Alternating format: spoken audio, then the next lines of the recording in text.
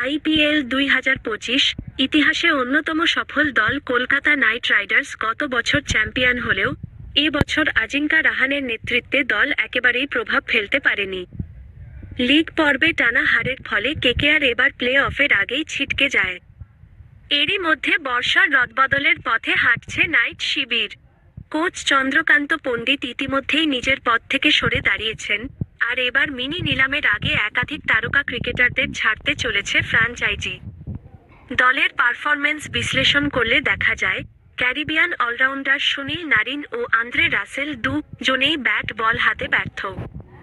Narine ১২ ম্যাচে ২৪৬ run ও ১২ wicket নিলেও ধারাবাহিকতা দেখাতে পারেননি, আর রাসেল ১৩ ম্যাচে মাত্র ১৬৭ রান ও ৮ উইকেট নিয়ে সমালোচনার মুখে পড়েন।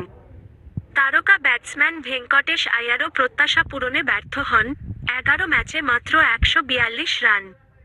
প্রাক্তন ক্রিকেটার আকাশ চোপড়া জানান, সবচেয়ে বড় রিলিজ হতে পারেন ভেঙ্কটেশ আয়ার। তাকে ফিরিয়ে আনা ছিল অনেকটা ব্যয়বহুল সিদ্ধান্ত। এছাড়াও স্পেন্সার জনসন ও মঈন আলীকেও ছেড়ে দিতে পারে কেকেআর।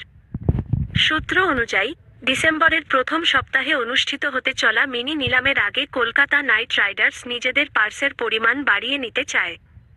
এতে প্রায় ৪০ কোটিরও বেশি অর্থ হাতে নিয়ে মাঠে নামতে পারে নাইট বাহিনী।